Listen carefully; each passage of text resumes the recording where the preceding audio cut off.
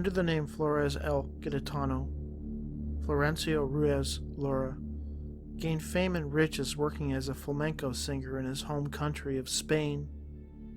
In the late 1970s, Lara claims that he observed a strange object while working in his garden. What happened next was so utterly bizarre that neither Lara nor the researchers he contacted for help could explain it away sufficiently. What was most intriguing about Lara's case is that he, apparently, brought back evidence. It was September 6, 1978. Lara, then 57, was outside tending to his vegetable garden. He owned a small plot of land in Pelayo in Cadiz, Spain. It was around 11 a.m. He was watering the garden and keeping his eye on a jar which he had left to fill at a nearby fountain. As he peered at the jar, waiting for it to top up, something caught his attention: a strange light in the morning sky. The light was intensely bright, and he likened it to a welder's torch. It did not appear to be that large, maybe as big around as a steering wheel in a car. It was encircled in a brilliant glow, like a grayish ring of light. In the middle there was a luminous point. He noticed that the light or object was now hovering at about 20 meters above some nearby trees. Lara watched the light for a while and then decided to walk back to his house. That didn't happen though. For some unknown reason, Lara remained in spot. Even though he felt increasingly nervous about the situation, he simply was unable to turn and go home. In fact, he did the opposite. He slowly began walking towards the object as if under somebody else's control. At that same moment he had to stop as he suddenly felt fatigued. He then knelt down to get a better look at the object. He noticed that the center light was increasing in size, and he realized that the object was approaching him. He was immediately stricken with terror and attempted to flee, but couldn't. He was paralyzed. Lara claims that he was conscious of his surroundings, but was not able to move a muscle. Soon everything became dark, and he could no longer see anything. The nearby forest seemed to darken like as if it were dusk. Lara was confused and frightened. He felt totally helpless. Moments later, Lara found himself in, quote, another place. He didn't know where he was, but the ground was not the same as the one around Pelayo, which is dirt. The ground under his feet now resembled sand. He thought it was a large beach or a desert. He wasn't sure. He had no idea where he was. He looked up and noticed that the sky seemed different somehow. According to Lara, he felt isolated, almost like he was inside a dome or a massive roof structure. As he looked around, taking in his new surroundings, he suddenly heard a voice say, "Grab some sand." At the voice's request, Lara bent down and grabbed a handful of sand and placed it in his pocket. Later, he heard the same voice which told him to do the same thing again, which he did, though he is not sure if he placed the second handful of sand in his pocket. In the blink of an eye, everything was back to normal. He was now back on his property in Pelayo, standing near the fountain. He wasn't sure what had just happened, but noticed that the luminous object was now gone. Lara tried to recall what had happened, but it was a blank. His last memory was of walking towards the object and seeing it come in his direction. And now, he was standing by the fountain, and the object was nowhere in sight. For some reason, he now felt extremely tired and exhausted and grabbed the jar, which was overflowing with water, and began walking towards home. When he got inside, he was stunned to realize that it was now 2:30 p.m. Somehow he had been outside for 3 hours, but had no memory of what he was doing. Suddenly, it came back to him, or at least part of it did. He remembered being away from his farm, standing in that other place. He remembered the voice. He immediately checked his pocket and was shocked to find that it was filled with sand. And that's when he realized that what he experienced was real, that he had somehow been taken to another place. Where that other place was, he had no idea. He quickly found a clean jar and did his best to empty the sand from his pocket into it. Despite his obvious bewilderment, he felt it important to keep this sand in a safe place. This was his evidence that something strange had occurred. For a month after the incident, Lara had trouble sleeping. He believed that it was somehow connected to his experience with the other place. He later reached out to a UFO investigator in Spain, Gomez Serrano, who had the sand analyzed by the Institute of Material Science in Sevilla.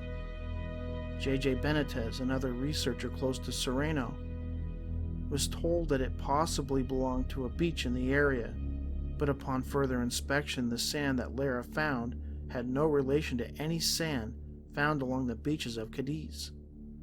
Further analysis revealed that the sand came from an area almost completely devoid of pollen, which was nearly impossible unless the sand came from one of the Earth's poles.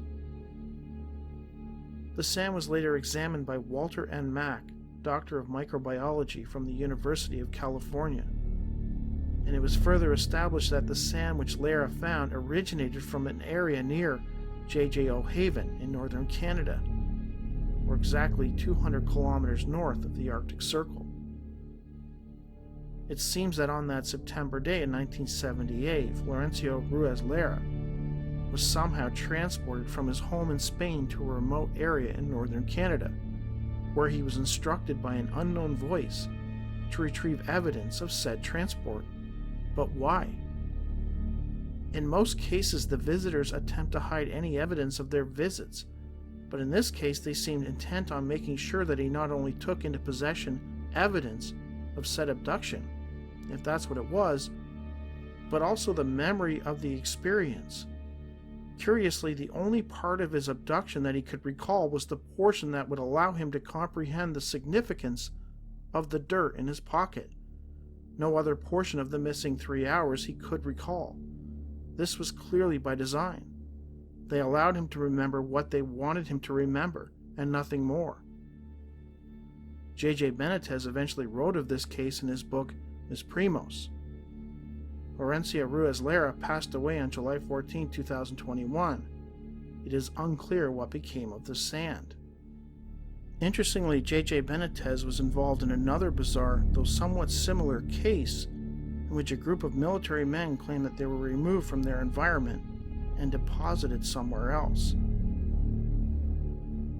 In March 1980, Colonel Domingo Ramiro Sanchez of the Venezuelan National Guard was performing survival training in the jungle area near the Brazilian frontier. There were about 80 military personnel from all the branches of the military, Army, Navy, Air Force, taking part. They began a survival march from the town of Santa Elena de Arain to the town of Icabura, located about 80 kilometers away. The plan was to march 10 kilometers daily, with each man carrying all the necessary military gear, including tents, extra clothing, canned food, maps, a compass, and other necessary items for the long trek. They were also carrying radio equipment, which used military frequencies. Accompanying the men were a doctor and his assistant. They set off at around 8 a.m. Little did they know, things would take a very strange turn. About 2 hours into their hike at around 10 a.m., the group suddenly came upon 8 strange men in the forest, all wearing white, tight-fitting coveralls. These men were very tall, about 6.5 feet in height. They had blue eyes and blonde hair. Sanchez noted that they were, quote, incredibly handsome. The military men encircled the group and Sanchez approached them saying, "Good morning." They all replied in unison, "Good morning." Sanchez asked the men who they were and what they were doing. He noticed that they seemed to be trapping butterflies. He also noticed that they had collected other insects, which they kept separated in various containers. They also had bundles of leaves, roots, and branches. At first the men didn't answer, but soon their apparent leader, speaking in Spanish, explained to Sanchez that they were scientists and were taking samples of the flora and fauna in the area in order to analyze them. Sanchez then asked the men if they knew they were in Venezuelan territory. "Yes, Colonel, we do," responded the leader. Sanchez was confused since at no time had he given them his rank, and he wore no identification on his uniform. So how did this man, whom he had never met, know this detail? Sanchez, taking on a more sterner tone, asked the strangers, "Where are you from?" The leader answered in a matter-of-fact way, "Colonel, you and your group are not where you think you are." He added, "Can I see your navigation map?" It was at this point Sanchez sensed that something was amiss. The strangers seemed genuinely friendly, so Sanchez attempted to remain cordial, even though deep down he was growing concerned. To put the strangers at ease, Sanchez ordered his men to lower their weapons and take a seat until he could figure out what was going on. The men remained encircled around the 8 strange figures, watching them, as Sanchez handed a map to the leader. "Colonel, where do you think you and your men are?" he asked. Sanchez pointed to the location on the map, an area about 4 to 5 kilometers from Santa Elena Durain. The leader then indicated to Sanchez that he was wrong, and that in reality they were some distance away from the location Sanchez had pointed to on the map. Sanchez and his men looked at each other, surprised. The leader then added, "You are now to the north of the Pacarema Sierra, in the frontier with Brazil." Sanchez and his men were shocked. The leader then said something absolutely incredible. "You and your group have entered a dimensional window." Sanchez looked on, not understanding. The leader seemed to comprehend how confused they were and proceeded to explain what had occurred. "The window has transported your group 1.5 degrees in an arched trajectory. This means that you and your men have been transported a total of 165 kilometers towards the southeast in relation to your starting point." Sanchez and his men listened in silence, utterly confused. The leader then said, "Now your geographical coordinates are 05-1500, latitude north, and 62-3000, longitude west." The stunned Sanchez realized that they were now, as he said, 165 kilometers away from their planned route. Sanchez and his men were flabbergasted. They had only walked for 2 hours. The leader then said, "Colonel, take your radio and try to establish contact." Sanchez did just that, but all he got was interference. The leader, whom at no point gave his name, turned to all the men present and said, "Men, you were all lost in the jungle. We are going to reorient you so you can return to your homes." The leader then instructed Sanchez to take a true 45-degree route and to walk 9 kilometers daily, and to use the radio to establish contact on the 9th day. The men were even more confused and stunned, and many were deeply troubled by the developments.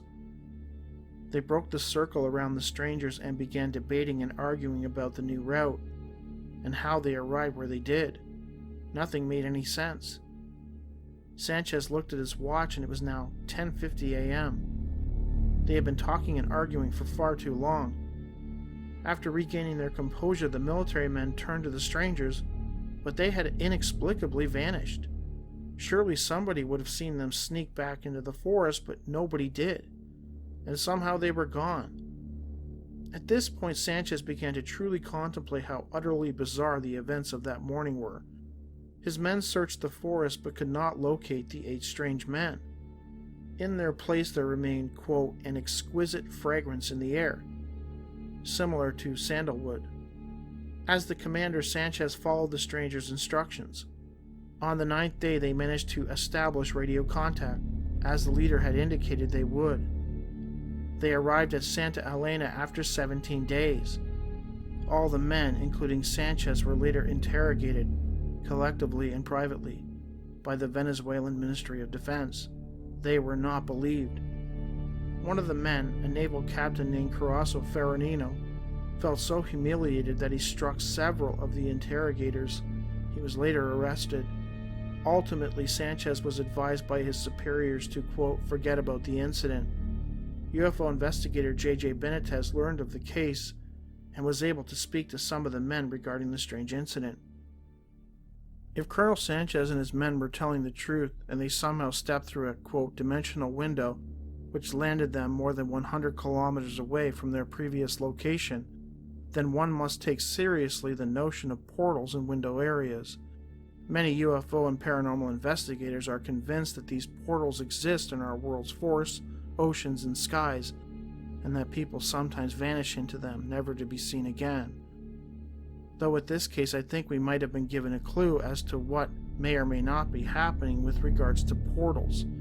It's a little weird that Sanchez and his team just happened to encounter these strange men after moving through the portal. Was this just some kind of weird coincidence, or were the men in the robes, the scientists, actually responsible for what happened to Sanchez and his team? Had the scientists been using these dimensional windows to move around various locations to gather samples, only to have these military men step through, possibly by accident? Might this explain the randomness of people who go missing in our skies, forests, and oceans? I guess that if such things exist, then they must be capable of transporting people to any number of locations, possibly other worlds. I guess Sanchez and his team should consider themselves blessed that they were able to find their way back home. How many others weren't so lucky?